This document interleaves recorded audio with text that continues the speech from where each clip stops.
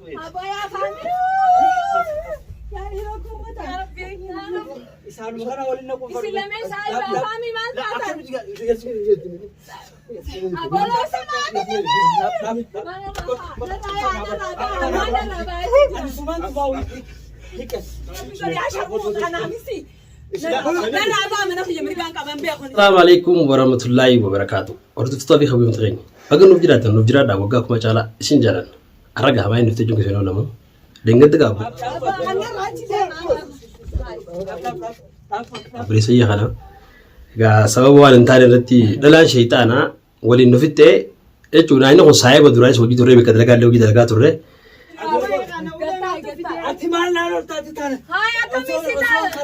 Gaarraan tana irratti aarii ture inni illee garuu yaameetiin koo obboleessa jedhaan naatu walluun ilmi namaa tokko walluun jira garuu immoo hubatee waa weeraa hubatee lakki wani waan akkanaati jee harara. Har'a deebiin uumama jiraati. Isin duratti illee dhiifama gaafachuu danda'a. Sana dura dhiifama illee gaafadhee dubbiilee raabseetiin jira jechuudha. Ammoo garuu immoo akka isin illee hin beeku.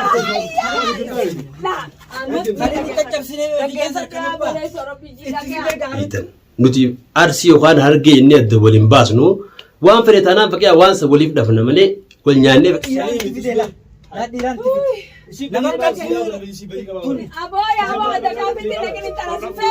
fakkii yookaan ammoo walloo akkana kan inni wal baasuun bu'aa takka nuuf hin qabu. Takkisitti yoo inni miiree biraa keessa galee yookaan ammoo haraaf natti tumsan.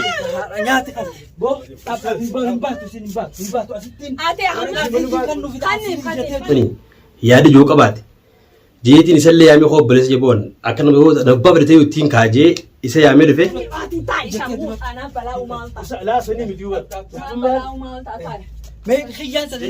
Takkisitti gaa dhiifama naa godhisa. Dhiifama sirriitti akka naa godhudha.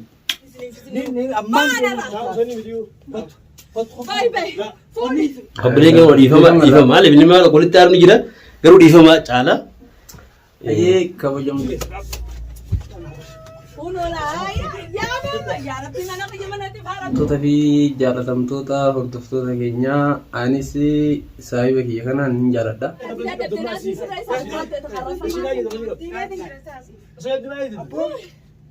Garuu innis baay'ee nan jaalata. Yaani jechuun bas sooma jiru jechuudha dhimmi nuti irratti. Wallolle anis beekitii miti bas yoo ilmi namaa tokko ni dogongora anis dogongora keessan seenee jennaan innis rifate. Yaaba ilmoo namaati sirra waliin gahin aadaa dhiisaa seeraa fi aadaa jira. Aboogataa. Atee bas akkuma nama naa rifatu tokkootti jechuudha sababa naan lolu an akka rakkoo keessan seenne anumaaf yaadetii malee miidhaa kiyya qabaatetii. Isiniin kun saayiba turtanii dhiisi wanti tun haala taasisu qaban garsiise. Miti.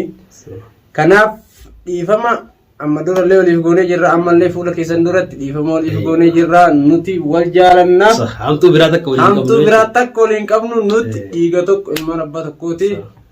Kanaaf akka waan ibaa keessa nu jalaan seenne isin jechuu barbaanne.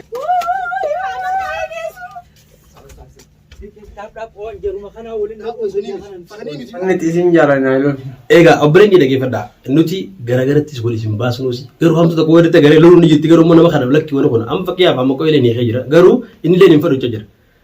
Iftuu fakkeenyaaf amma mucoo jechuu jaatti san atama fakkeenyaaf inni hiikee jira garuu fuudhuu ni beekamu akkam silaa ayuu fuudhuu beetillee nama yaamee si fooyyessu. Laa nama waan tokko beektaa mucoo sana nama jechuun hin fedhu baran hin jaalladhu mucoo yaaduma. Bas akka nama hin qabne takkaatti na yaamtee wajjin haasa'e malee dhimma fuudhinsa sanillee yaani irraa hin qabu. Jaartii qabdaa siin hin jenne na waliin hin qoranne akkuma yaani hin jiraan nama saayibaa takkaatti waliin teennee waliin haasa'inne malee dhimma fuudha feerumaa keessa wanni waliin seenne tokko illee hin jiru. Kana waan ta'eef ani kanaanummoo mucoo jaalala gara bultii godhachuu gara fuudhinsa san ani yaani irraa hin qabu waan akkasiisan beektaa ani jaalala isii san irraa hin qabu ture.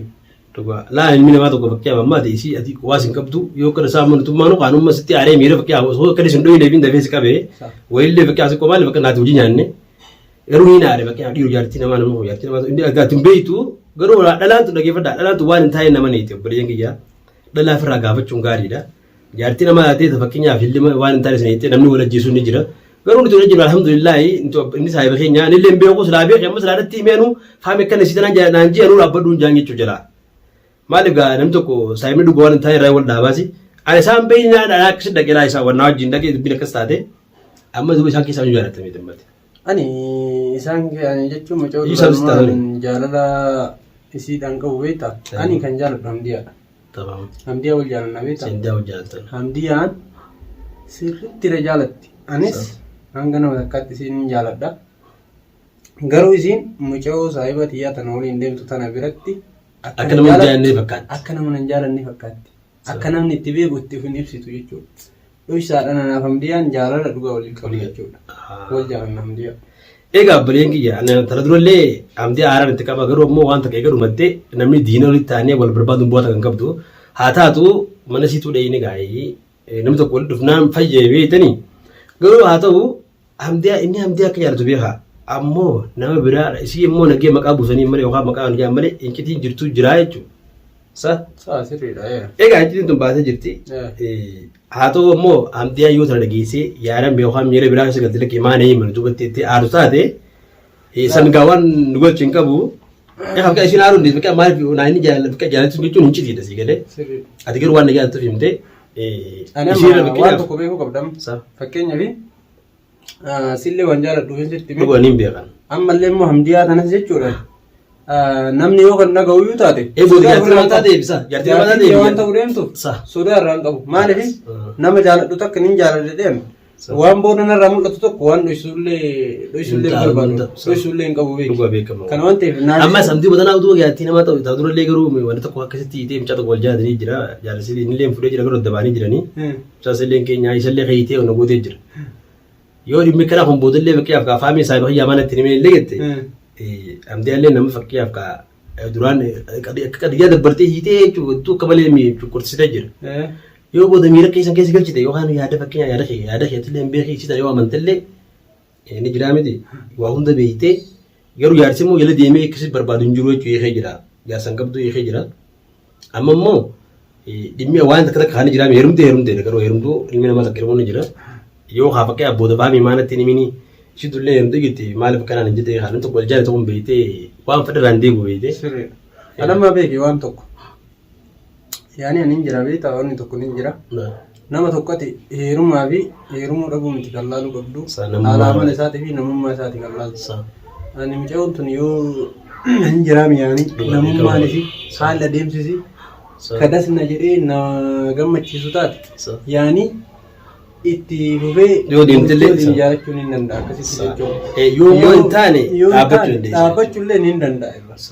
Saniif hin jedhee beeku. Dhugaa kee jala anillee wanni jecha siin jeef kee booda barni hin beekan amma saahiba an dhugaa bar lafatti mi kan saahiba si godhe si jaaladha. Badduuti hin feetu. Egaa waan kee bareen gadda maksitti aadaa yoo namni takka waan ammoo waan akka namaa nu uummatee waan firaa barattee ati takka nama dhawaan deessa barfakkeenya.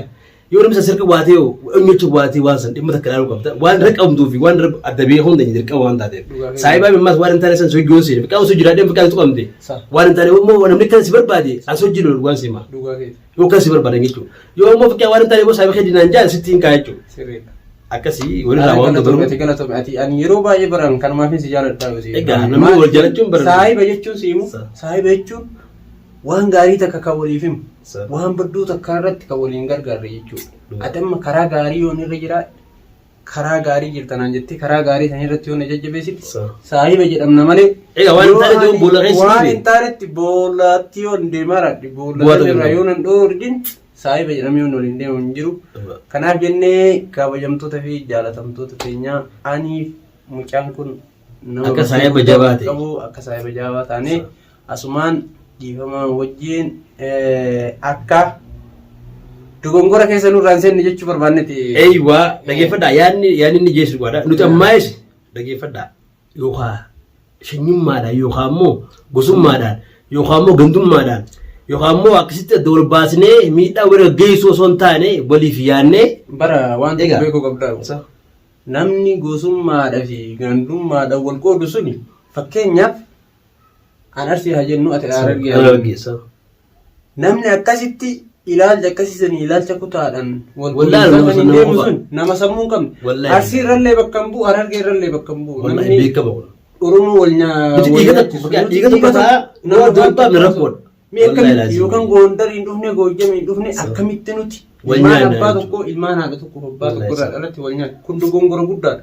Waan kana immoo inshaallah irratti akkasii amma nagabni sinima ammallee amma qabileen fakkeenyaaf jaati isaatii sitti aare atillee fakkii jaati isaa ta'uun beeytu dubbistee qabbeen dhaggeeffadha jaati amma qabu taasillee hin beekuusi amma qabi naallee saayiba garuu naanni takka viidiyoo wajjin seenne arromaan illee hojii aanaa garuu viidiyoo wajjin seenne takasiti amma qabi yaamee wajjin eegee jira micoo eegee jira faluun illee dhiisee jira bakka yaaf zantaasiiti namni dhalaa namni waliin fixu bu'aa takka namaan qabu dhaggeeffadha amma qabi hojiilee walitti siin fayyisaa akka dhimmiiree biraa sagaltee illee nama haayillee kan nuuf illee walitti hin buune maaliif inni illee waan loluuf bakka hojii isaati yaa'ii taatee isatiin numa lolta. Sirrii dabarina haqarra lolee akka walii beeku. Anamma beeki yeroo dura bulqawwee na dhufasani loles uf qabee beeki maaliif yoo laalu waan kana silee daanaan dogongoree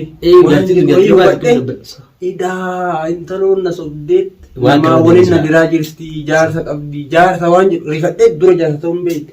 Bakka inni lola isaa dhugaan irratti agarraan jalaa deebi'e maaliif beekitiin jalaa deebi'e namni tokko beekaa jaartii ofii irratti eenyummaanu dhiira ta'ee namni laafan fedhe irratti jaartii ofii irratti nama dhiisuu barbaadu hin jiru dhugaa qabaanis waan irra laaluun qabu ani immoo isaan akka nu araarsitu abdiin sirraa qaba isaanii ni raarsa ammallee amma qoy biyyoota nama ilaaltalee dhaggeeffadhu kun obboleessi keenyallee akkana jaa haqa irra loltee dhiifamaan gaafa dhagaa'ilee akka atillee jechuun waan fedhe jaartii dandaasii dhisiin kuttee dhiisii nuti Oromoon waan hin taane irratti waliin lolluusi ija afuuna illaa yoo itti aartillee kun na bergedha bergedha dhaggeeffadha yoo inni illee miira biraa keessa gargaaraa na gaafadha namni waan hin taane yoo ta'e illee waan sana irraa dhaaba obboleessa saayiba kiyyaa obboleessa kiyyaa dhaabbadhu jechuun nama dhaabbatu nama qaalii jee godhu jechuudha takkisitti obboleeyyan kiyyaa dubbilee ishee dheerannee nuti obboleeyyan kiyyaa nuti obboleeyyanii osoo adda wal baasuun taanee tokko adda wal baafnee yookaan miira biraa osoo keessan kan galleen isin jaa amma qoyyatillee kana keessa dhiifama godhii fi yoo aarte jiraatillee lakki yaadti ta'uu hin beeku. Dhiifama si gaafadhaa hordoftoota keenya gubbaratti